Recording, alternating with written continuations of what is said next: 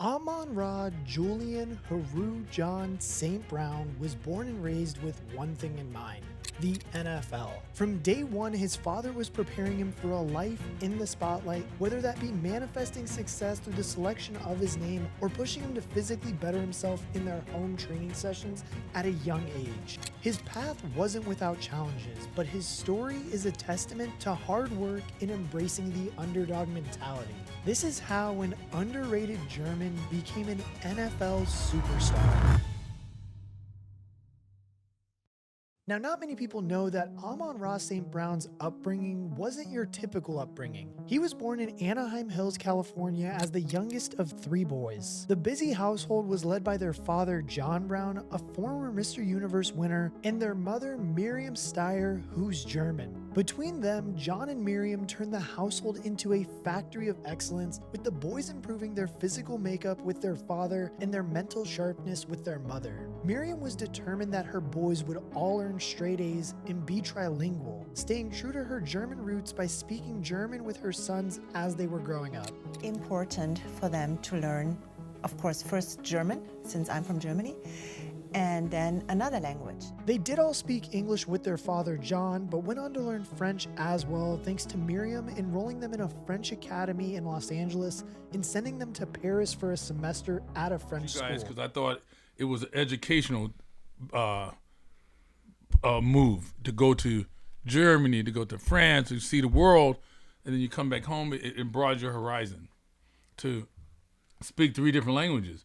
You know, I mean, that was your mom's ideal, to send you to French school, and she spoke German to you all the time. It changed you. To me, it's like you guys were playing chess and the other kids were playing checkers.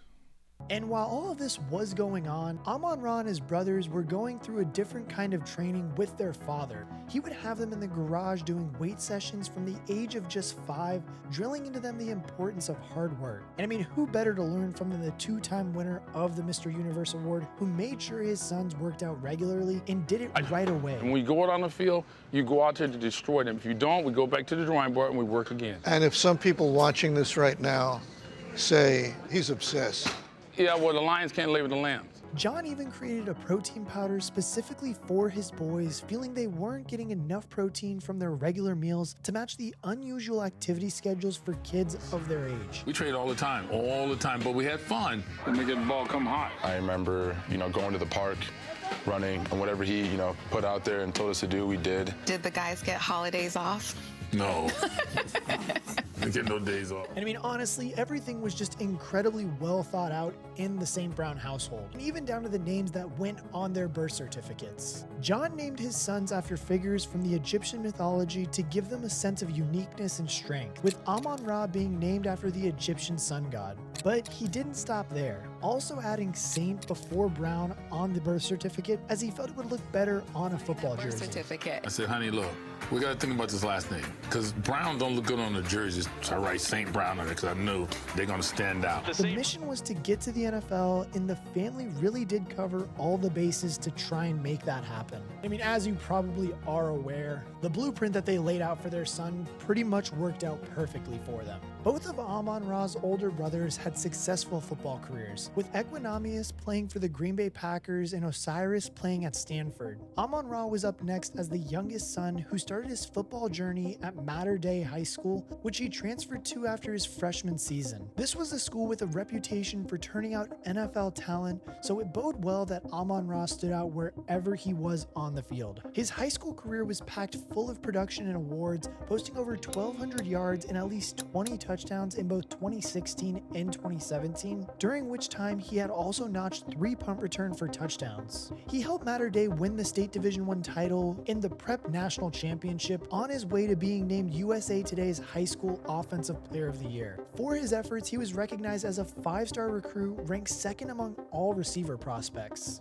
And unsurprisingly, the offers came flooding in, but it was the University of Southern California who were lucky enough to acquire the services of St. Brown. Amon-Ra joined USC with plenty of hype, and he came good on on it almost instantly, notching 98 yards and a touchdown against UNLV in his debut. Then, 2 weeks later, in just his third game, he had 9 receptions for 167 yards against Texas. It was a fantastic start for the freshman wide receiver, laying the foundations for a solid first year of college ball that produced 750 yards and 3 touchdowns. As a sophomore, things picked up even more, with Amon-Ra partnering with fellow wide receiver Michael Pittman Jr.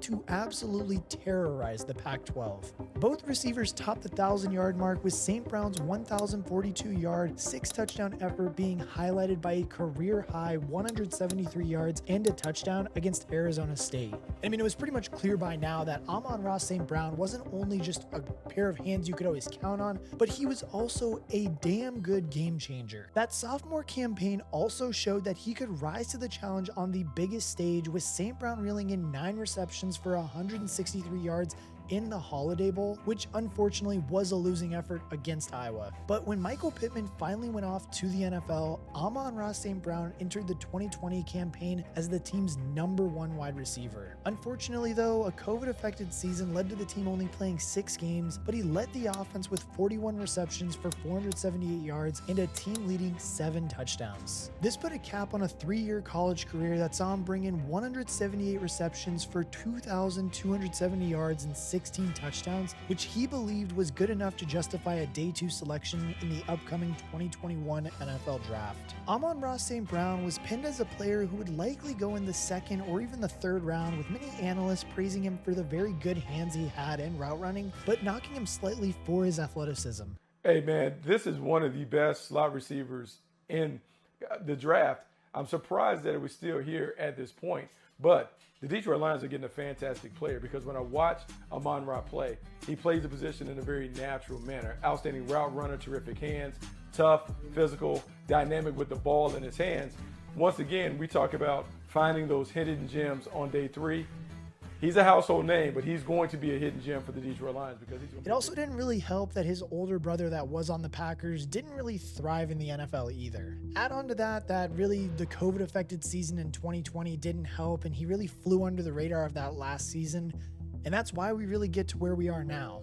Because as a consequence, day 2 came and went without Amon-Ra hearing his name get called until the 3rd day of the draft. Detroit Lions select Amon-Ra St. Brown, wide receiver, USC. As someone who had been raised with the goal of reaching the NFL in his mind, his selection in the 4th round was still the realization of a dream come true, but it came with a sting. He felt offended by the fall and made sure to take note of every wide receiver taken before him.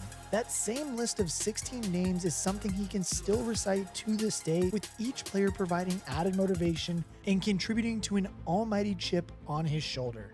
Jamar Chase, LSU, Jalen Waddle, Devontae Smith, wide receiver, Alabama, Darius Toney, Florida, Rashad Bateman, Minnesota, Elijah Moore, Rondell Moore, Dwayne Eskridge, Tutu Atwell, Louisville, Terrace Marshall, LSU, wide receiver, LSU. With the 77th pick, Josh Palmer, Tennessee, De'Ami Brown, UNC, Amari Rogers, Clemson, Nico Collins, Michigan, Anthony Schwartz, Auburn. With the 109th pick, and Des Fitzpatrick, Louisville.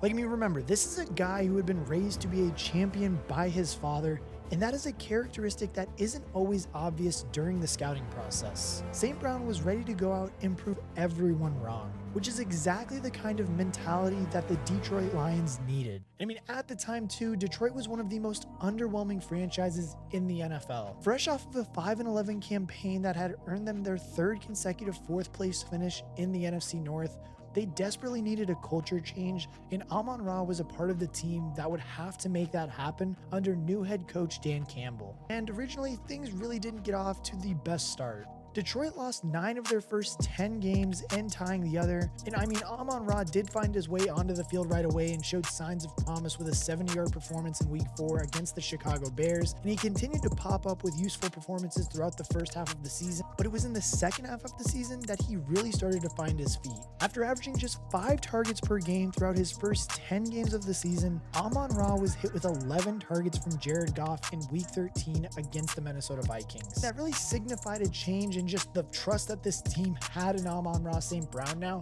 to go out there and be the playmaker that they did need so desperately.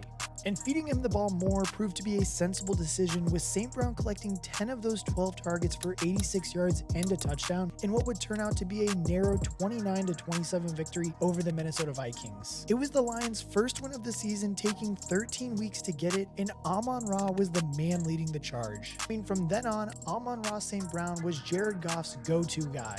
He averaged 11 targets over the last 6 games of the season, which produced 2 more victories for the Lions and touchdowns in 4 straight games for St. Brown to close out the season. He had completely turned it on down the stretch, giving the team and the fan base a much-needed boost heading into the offseason. And on top of that too was breaking records along the way. His 912 yards set a new rookie record for the Lions, laying the foundation for more fun in the years to come. And in his sophomore campaign in 2022, he picked up right where he left off, as he was targeted 24 times across the first 2 weeks of the season, snagging 17 of them for a total of 180 yards and 3 touchdowns. He also added 68 rushing yards on 2 carries in week 2 against Washington, which helped Detroit to their first win of the season. Unfortunately, things did stall for the Detroit Lions, and by the end of October, they had a 1-5 record. And in all of those losses too, Amon-Ra St. Brown was really struggling and never even crossed over 75 yards in all of those losses. But then in week 9, Detroit earned their second victory on the season against the division rival Green Bay Packers. And 1 week later, another NFC North rival fell by the narrowest of margins, with Detroit etching out their third win of the season by 31 points to 30 against the Chicago Bears. And then all of a sudden, winning didn't seem so hard, with New York falling 1 week later and 5 more teams feeling the force of the new-look Lions over the remainder of the season. It was a complete turnaround, and in total, that amounted to a 9-8 record that just fell short of a playoff berth, but it was clear now that the Lions were a serious player in the NFC, and Amon-Ra St. Brown was a big reason why. He finished the year with 106 receptions for 1,161 yards and 6 touchdowns, which made him the youngest player in Detroit Lions history to post over 1,000 yards at the age of 23 years old. For his efforts, St. Brown was named to the Pro Bowl for the first time in his career, vindicting his anger at having fallen to the 4th round of the draft 2 years earlier. He had already proven to be a fantastic value for a rebuilding Detroit Lions team, but the 2023 campaign would go one step further and prove that he was a top 5 wide receiver in the NFL. In his 3rd season in the league, St. Brown went absolutely berserk. He reeled off 119 receptions for 1,515 yards and 10 touchdowns. He was Jared Goff's most reliable and most dangerous weapon, spearheading an offense that ranked 5th in points scored and 3rd in yards gained. St. Brown hit the 100-yard milestone in 6 of his first 8 games of the 2023 season, proving too hot to handle and helping the Lions post a 12-5 record, the first double-digit winning season since 2014. Amon-Ra had truly ascended to become one of the NFL's best players, reflected in the fact that he was named as a first-team All-Pro player, along with his 2nd Pro Bowl selection. However, the work in 2023 wasn't quite done yet. Thanks to their impressive record, the Lions were destined for the playoffs for just the 4th time since the year 2000. Fans of the team hadn't even seen a playoff victory since 1991, which meant desperation levels were at an all-time high. Thankfully, the new-look Lions found a way to break free of the curse that had hung over the franchise for 3 decades, with St. Brown's 110 yards helping them edge out a 1-point victory in the wildcard round against the LA Rams. It was their first playoff victory since 1991 and produced absolute mayhem in Detroit. And they only had to wait 1 more week to see another, this time defeating the Tampa Bay Buccaneers by 31 points to 23, with St. Brown catching 8 receptions for 77 yards and 1 touchdown. As we all know, the Cinderella story last year did end, but in that game, Amon-Ra St. Brown still did manage to catch the ball a few times and get 87 yards, but they did end up losing by 3 points in what was just such a nail-biter game against the Niners. But nonetheless, it gave hope to everybody in the league and to all Detroit Lions fans that the Detroit Lions are for real.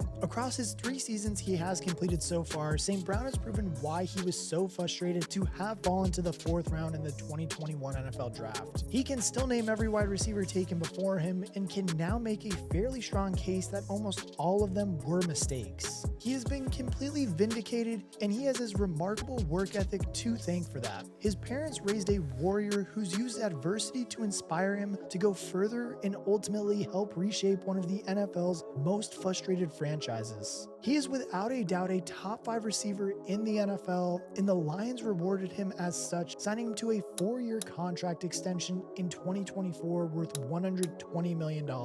At the time of this video release, Detroit looks primed for another deep playoff run and possibly even the number 1 seed, and St. Brown is showing no signs of slowing down. The question is though, does the well-deserved Super Bowl ring arrive this year? And if you want to see why you'll never look at Saquon Barkley the same way, then click this video right here.